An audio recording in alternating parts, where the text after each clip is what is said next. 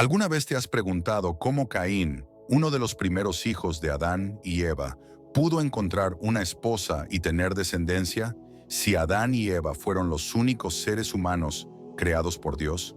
Este es un misterio que genera muchas preguntas, pero si observamos más detenidamente las Escrituras, descubrimos que la respuesta no es tan complicada como parece.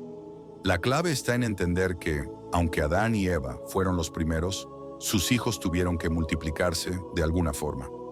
Lo más probable es que Caín, al igual que sus hermanos, se casara con una de sus hermanas, ya que, en esos tiempos, las uniones entre familiares cercanos no eran vistas de la misma manera que hoy.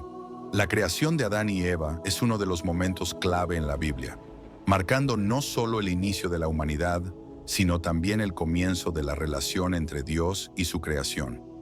Según el relato de Génesis, Dios formó a Adán del polvo de la tierra, insuflándole vida al soplar en sus narices.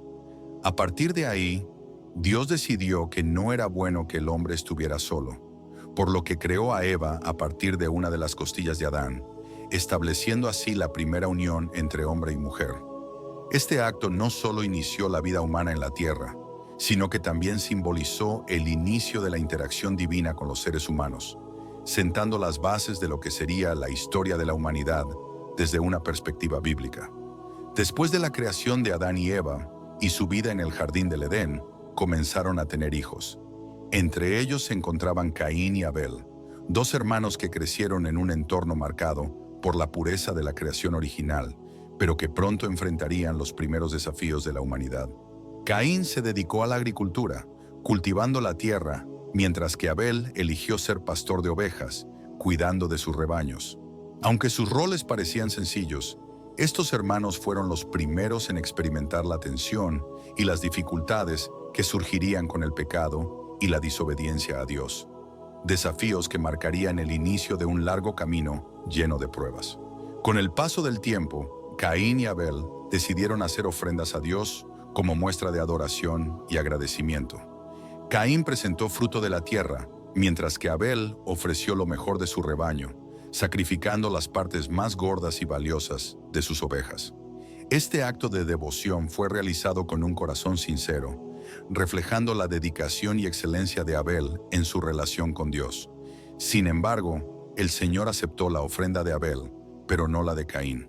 Aunque la Biblia no especifica la razón exacta, se interpreta que la diferencia radica en la actitud y la calidad de las ofrendas.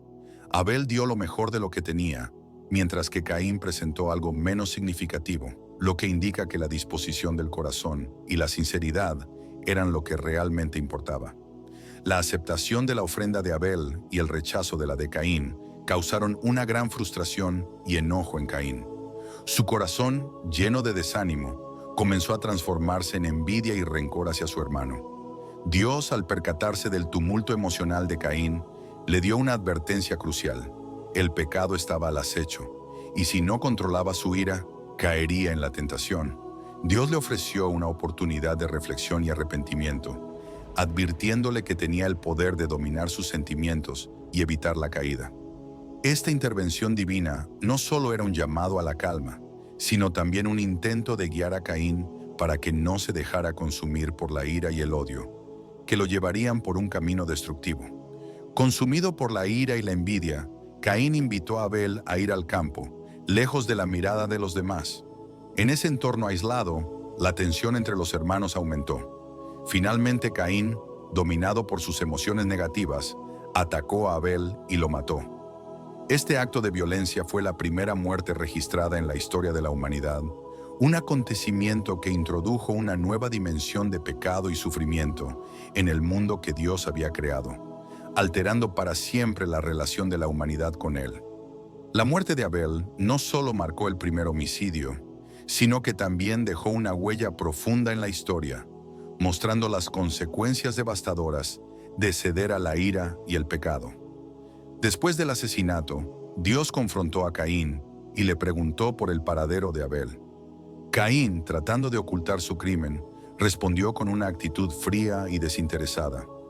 «No sé, ¿acaso soy yo el guardián de mi hermano?». Esta respuesta no solo evidenció su intento de eludir la responsabilidad, sino que también mostró su falta de arrepentimiento por lo sucedido. Dios, que ya conocía la verdad, le reveló a Caín las consecuencias de su acción. Sería maldecido y condenado a ser un vagabundo sobre la tierra. Ya no podría cultivar la tierra, que antes le había dado sustento, convirtiéndose en un errante sin un hogar, marcado por su pecado. La condena de Caín fue doble. No solo tendría que vivir errante, sino que además la tierra ya no le daría los frutos que antes cultivaba con éxito. La vida de agricultor que Caín conocía había quedado destruida. Su respuesta a la maldición de Dios refleja el profundo miedo y angustia que sentía por el futuro. Caín expresó su temor de ser un vagabundo sin propósito ni protección, temiendo que alguien lo encontrara y vengara la muerte de Abel. Para protegerlo de esta venganza, Dios puso sobre Caín una señal.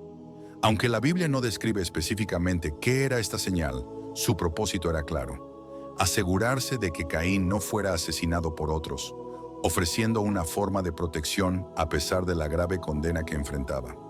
Después de esta interacción con Dios, Caín se alejó de su presencia y se estableció en la tierra de Nod, al este del Edén. La Biblia menciona que Caín conoció a su esposa y tuvo un hijo, al que llamó Enoc. Además, destaca que Caín construyó una ciudad y la nombró en honor a su hijo. Este acto de edificar una ciudad marca un hito importante en la historia, simbolizando el comienzo del establecimiento de comunidades humanas. Un paso fundamental en el desarrollo de la civilización. La construcción de la ciudad de Enoc también refleja un cambio significativo en la humanidad, ya que, a pesar de la condena y el pecado, Caín comenzó a formar una nueva vida, estableciendo un legado a través de su descendencia. Sin embargo, es aquí donde surgen algunas dudas.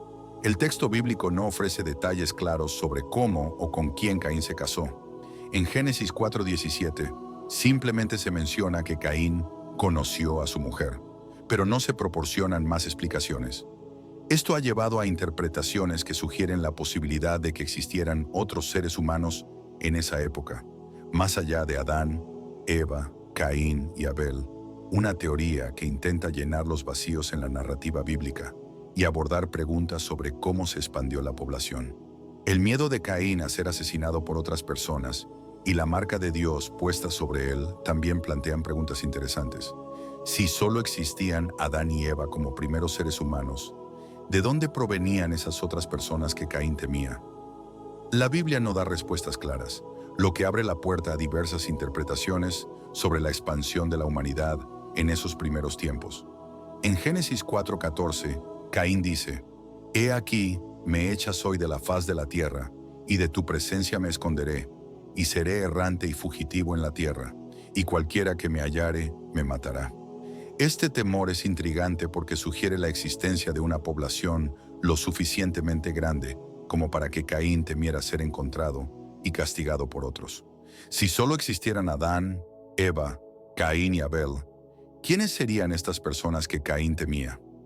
Este versículo plantea una pregunta crucial sobre la expansión de la humanidad en esos primeros tiempos. En el siguiente versículo, Dios le responde a Caín: «No será así. Cualquiera que matara a Caín, 7 veces será vengado». Esto indica que, aunque Caín estaba marcado por su crimen, Dios le otorgó una protección especial contra aquellos que quisieran vengarlo, sugiriendo que ya existía una población suficiente como para que Caín temiera represalias. Este pasaje refuerza la idea de que había otras personas en la tierra, lo que lleva a interpretaciones que tratan de explicar cómo se desarrollaron las primeras generaciones humanas. La frase «Caín, 7 veces será vengado», seguida por la señal que Dios puso sobre Caín para protegerlo, sugiere una población mayor en la tierra. El hecho de que Caín temiera ser encontrado y asesinado, y que Dios interviniera para asegurar su protección, apunta a la existencia de otras personas además de Adán, Eva y sus hijos. Esta intervención divina es significativa, ya que muestra que, incluso después de su crimen, Caín no estaba solo en el mundo. Estas evidencias nos llevan a considerar que la tierra podría haber estado ya habitada por una población más extensa, más allá de la familia de Adán y Eva. La preocupación de Caín por su seguridad y la protección divina que recibe sugieren una coexistencia de diferentes grupos humanos. Esto abre la posibilidad de que, además de Adán y Eva, Dios podría haber creado a otros seres humanos de forma independiente, lo que ayudaría a explicar la expansión temprana de la humanidad. Los defensores de esta teoría sostienen que, para explicar la rápida expansión de la población humana mencionada en la Biblia, sería necesario un número significativo de individuos, algo que sería difícil lograr solo con los hijos e hijas de Adán y Eva. Esta interpretación intenta reconciliar la narrativa bíblica con las evidencias arqueológicas y antropológicas que sugieren la presencia de comunidades humanas más grandes en tiempos antiguos. Hallazgos como sociedades complejas y restos de asentamientos humanos que datan de periodos tempranos parecen respaldar la idea de una población más amplia. Sin embargo, es importante destacar que esta teoría sigue siendo especulativa y no tiene un respaldo explícito en el texto bíblico. La narrativa de Génesis se enfoca en la historia de la familia de Adán y Eva, sin mencionar directamente otros grupos humanos contemporáneos. La Biblia no proporciona más detalles sobre la creación de seres humanos fuera de la familia primordial, limitando la discusión a un relato más específico y centrado en esa línea genealógica. Por lo tanto, aunque esta teoría busca alinear la narrativa bíblica con descubrimientos científicos, no está confirmada por el texto sagrado y sigue siendo una hipótesis debatida entre estudiosos y teólogos. En cambio, la teoría más aceptada es que Caín podría haberse casado con una hermana o sobrina, lo cual se basaría en las prácticas culturales y en el contexto de la época tal como se describe en la Biblia. La narrativa bíblica de Génesis no especifica que Adán y Eva solo tuvieran a Caín y Abel como hijos. De hecho, en Génesis 4:1, Eva dice: «He adquirido un varón con la ayuda del Señor», refiriéndose a Caín, pero no hay una declaración similar después del nacimiento de Abel.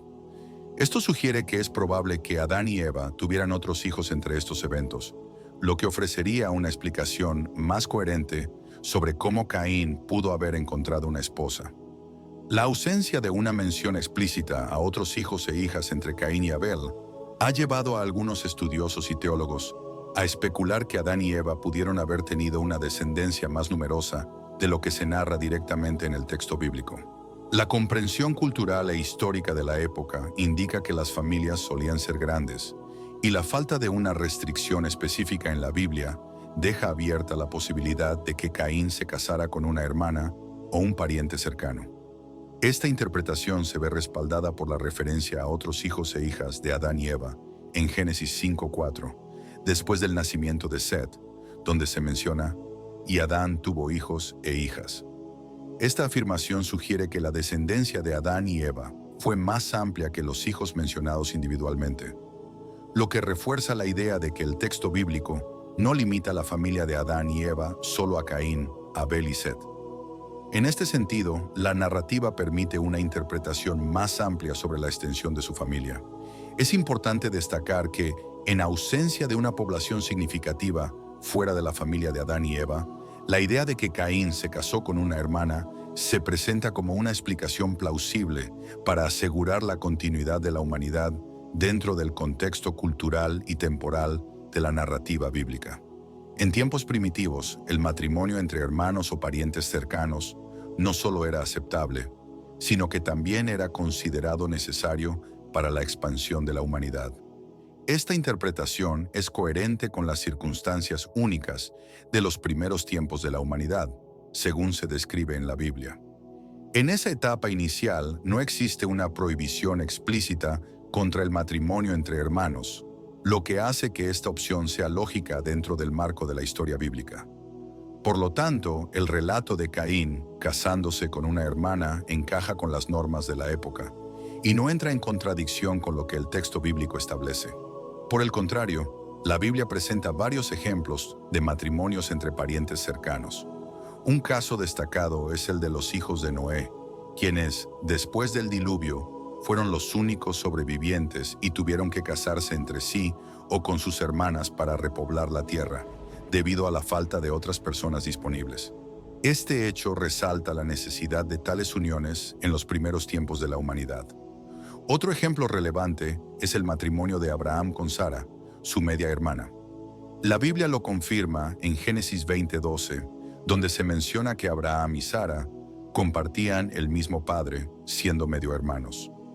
En esa época, los matrimonios entre parientes cercanos, como medio hermanos, eran socialmente aceptados y, en muchos casos, necesarios para asegurar la continuidad de la línea familiar. Isaac, hijo de Abraham, también siguió esta tradición al casarse con Rebeca, quien era su prima de primer grado. El matrimonio entre primos era común y reflejaba las normas sociales de la antigüedad. Asimismo, Jacob, nieto de Abraham, se casó con sus primas Lea y Raquel, lo que también demuestra cómo estos matrimonios eran una práctica aceptada y necesaria en ese contexto cultural. Estos matrimonios, aunque hoy puedan parecer inusuales, eran prácticas comunes y aceptadas en la cultura y el contexto histórico de la época. Es importante destacar que las leyes que prohibieron el matrimonio entre parientes cercanos, como las que se encuentran en la ley mosaica, se establecieron mucho tiempo después de estos eventos, aproximadamente 2500 años después de la creación de Adán y Eva. Estas leyes, que forman parte de la alianza dada a Moisés, introdujeron estándares éticos y sociales más estrictos, reflejando una evolución en las normas culturales de la humanidad. Con el tiempo, las sociedades se volvieron más complejas y surgió la necesidad de mantener la salud genética y el orden social a través de restricciones legales, lo que llevó a la prohibición de los matrimonios entre familiares cercanos. Esta transición muestra cómo las normas sociales fueron adaptándose para proteger la integridad y el bienestar de las futuras generaciones. La narrativa bíblica a menudo se enfoca en la historia de Caín y en dos de los hijos más conocidos de Adán y Eva. Es interesante observar cómo tanto las tradiciones judías como las cristianas, en muchas ocasiones, tienden a dejar en segundo plano las historias de los personajes secundarios, otorgando mayor relevancia a las narrativas más dramáticas y significativas. Esta tendencia a veces oscurece la presencia y el destino de los demás hijos e hijas de esta primera familia humana, creando una brecha en la comprensión de sus experiencias y vidas, que también fueron importantes en la construcción del relato de la humanidad. Aunque la Biblia, en Génesis 5:4, menciona que Adán y Eva tuvieron otros hijos e hijas, además de Caín y Abel, la falta de nombres específicos para estas hijas contribuye a que sus historias queden en el anonimato. Mientras tanto, Caín y Abel asumen roles centrales, lo que lleva a que sus vidas sean más prominentes en la narrativa bíblica, mientras que las vidas de sus hermanas y otros descendientes permanecen sin un enfoque detallado. Abordar la vida de todos los personajes mencionados en la Biblia es prácticamente imposible debido a la vasta cantidad de información, desde la creación del mundo hasta el fin de los tiempos, que se condensa en un solo libro. En este contexto surgieron escritos secundarios como el Libro de los Jubileos, que aunque no es ampliamente reconocido, ofrece una perspectiva alternativa al explorar detalles sobre figuras menos conocidas, incluidas las hijas de Adán y Eva. Estos personajes olvidados proporcionan una visión más completa de la extensa descendencia de la primera pareja humana, permitiendo una comprensión más amplia de su legado. Sin embargo, es importante destacar que el Libro de los Jubileos es considerado apócrifo, es decir, no forma parte del canon oficial de la Biblia judía o cristiana. En términos sencillos, no se considera una escritura sagrada por las principales tradiciones religiosas, debido a la falta de consenso sobre su autoría y origen, además de las interpretaciones que difieren de las versiones más aceptadas. A pesar de su estatus como apócrifo, la relevancia histórica del Libro de los Jubileos no debe subestimarse. Ofrece una visión única y detallada de los eventos narrados en el Génesis, especialmente aquellos relacionados con la creación del mundo, Adán y Eva, y otros personajes del Antiguo Testamento. Su apodo de Pequeño Génesis refleja su conexión directa con los acontecimientos y figuras descritos en el libro de Génesis, proporcionándonos una expansión de la narrativa original. Este libro apócrifo ofrece una interpretación profunda de la historia, yendo más allá de lo que se encuentra en la Biblia, incluyendo detalles como los nombres de las hijas de Adán y Eva y la descripción de sus vidas. Esta perspectiva es especialmente significativa para algunas comunidades judías y cristianas que buscan comprensiones adicionales sobre eventos fundamentales del Antiguo Testamento, brindando una capa extra de entendimiento sobre los personajes y las historias que formaron la base de la humanidad, según las Escrituras. Al investigar el libro de los Jubileos en busca de los nombres de las hijas de Adán y Eva, encontramos a dos figuras prominentes, Awan y Asura, identificadas como esposas de Caín y Set, respectivamente. En el libro de Génesis, capítulo 4, versículos 16 y 17, leemos: Caín salió de la presencia del Señor y se estableció en la tierra de Nod, al este del Edén. Caín conoció a su esposa y ella concibió y dio a luz a Enoc. Luego Caín edificó una ciudad y la llamó Enoc, nombrándola en honor a su hijo. Aunque el nombre de la esposa de Caín no aparece explícitamente en la Biblia, algunas tradiciones judías y textos apócrifos como el libro de los Jubileos la mencionan como Awan, también conocida en algunas versiones como Kelima. La etimología del nombre Awan, asociada con raíces fenicias, sugiere significados como vicio o potencia. Esta interpretación puede tener un simbolismo profundo, ya que como esposa de Caín, Awan podría representar la fuerza o la influencia que ella ejerció sobre la línea que Caín fundó, marcada por el pecado original. Por otro lado, la connotación de vicio puede ser vista como una metáfora de los desafíos y adversidades que enfrentaron Caín y Awan en su vida posterior al exilio, al tener que reconstruir su existencia fuera del Edén, lejos de la presencia divina. Caín encontró a Awan después del trágico incidente con Abel, y la narrativa bíblica destaca que fundó la ciudad de Enoc, nombrándola en honor a su hijo. El libro de los Jubileos también menciona esta ciudad como uno de los logros de Caín, resaltando la importancia de este acto en su vida después del destierro.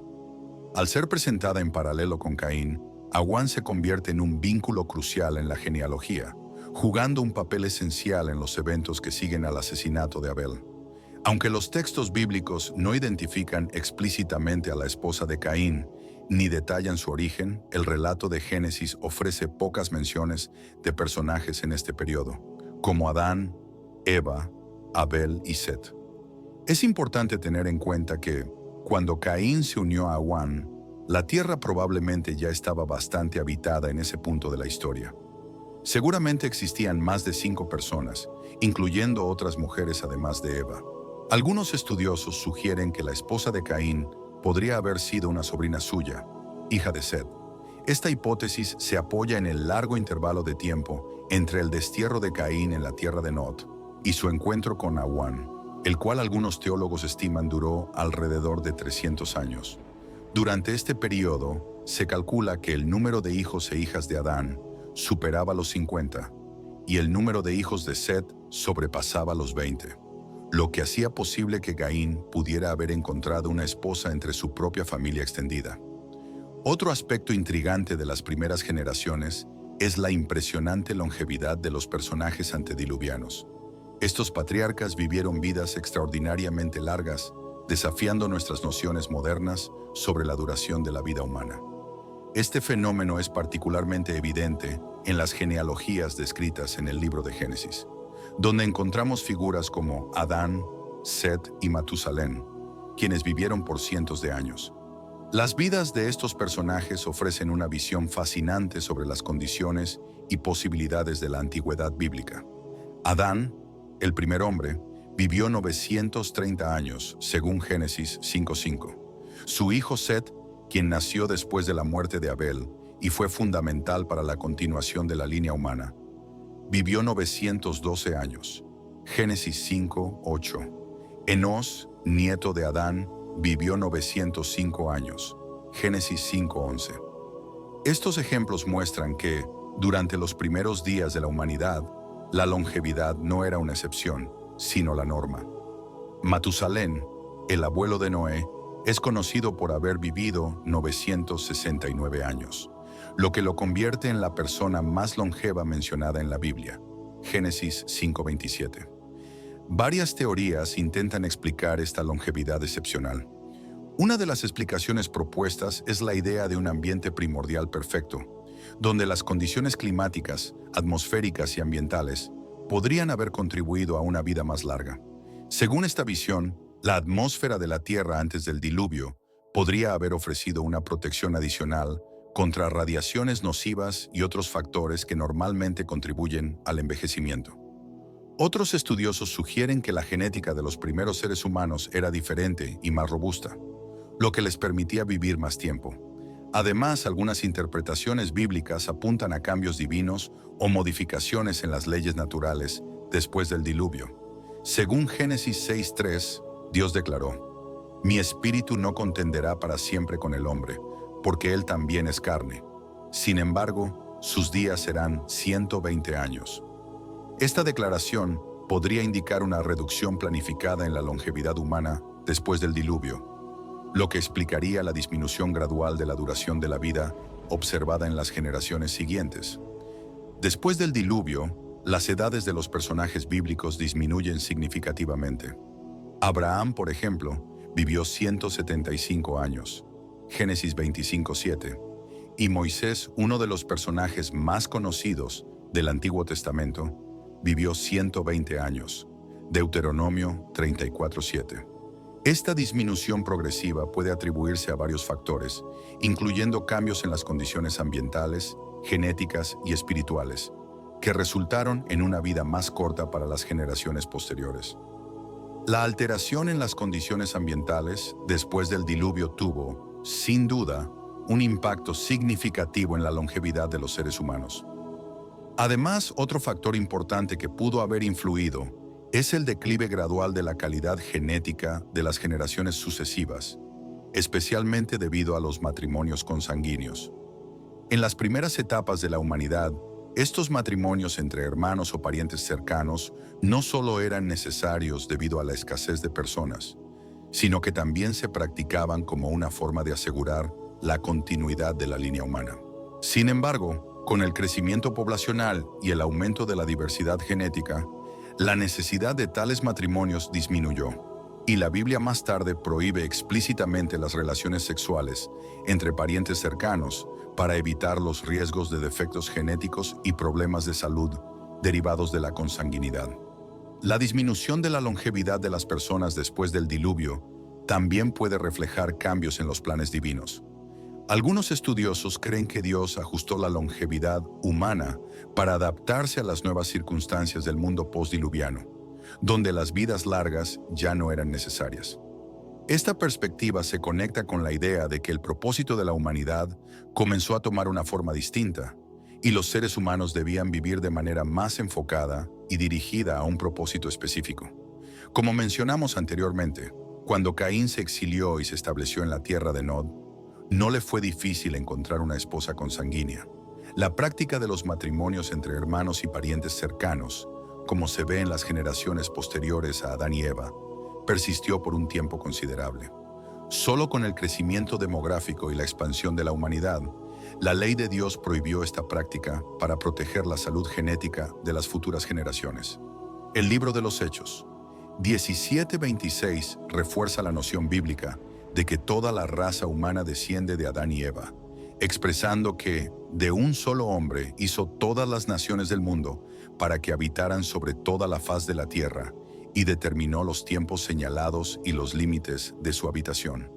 Este versículo subraya que la humanidad tiene un origen común en Adán y Eva, y cualquier teoría contraria carece de base bíblica. En cuanto a las hijas de Adán y Eva, otro personaje significativo mencionado en el libro de los Jubileos es Asura, identificada como la esposa de Set, el tercer hijo de Adán y Eva. Su nombre, que se asocia simbólicamente con el cielo azul o el lapislázuli, insinúa una pureza celestial, reflejando su singularidad en la narrativa. Como esposa de Set, Asura juega un papel esencial en la preservación de la línea justa de la descendencia humana. Set, nacido después de la muerte de Abel, es considerado por su madre, Eva, como el hijo designado por Dios para continuar la línea de la humanidad después del trágico asesinato de Abel a manos de Caín. Según algunas tradiciones, Asura fue inicialmente esposa de Abel y tras su muerte se casó con Set, contribuyendo con su descendencia a la continuidad de la línea piadosa. La genealogía de Set tiene un papel fundamental en la historia bíblica. De entre sus descendientes, uno de los más destacados es Enós, cuyo nombre significa hombre débil. Enos es recordado por ser la primera persona en invocar el nombre de Dios, un acto que marcó el comienzo de la comunión directa con lo divino. Este momento fue precursor de lo que más tarde se convertiría en una tradición de oración y adoración a Dios. Otro hijo relevante de Set fue Enoc, quien se distinguió por su excepcional cercanía con Dios, tanto que, según relata la Biblia, caminó con Dios y fue llevado al cielo sin experimentar la muerte. Génesis 5:24. Enoc se erige como un modelo de devoción y rectitud, dejando una huella profunda en la historia religiosa. Sin embargo, la figura más relevante dentro de la genealogía de Set es Noé, el hombre justo que fue elegido por Dios para preservar tanto a la humanidad como a los animales durante el diluvio. Noé, hijo de Lamec y nieto de Set, desempeñó un papel fundamental en el cumplimiento de los planes divinos para la salvación del mundo. Su obediencia y fe son destacadas en la narrativa bíblica, especialmente cuando Dios le ordena construir el arca que protegería a su familia y a las diversas especies animales de la devastación global que se avecinaba. Estas genealogías, aunque separadas por la tragedia del asesinato de Abel, trazan dos caminos diferentes pero complementarios en la historia humana.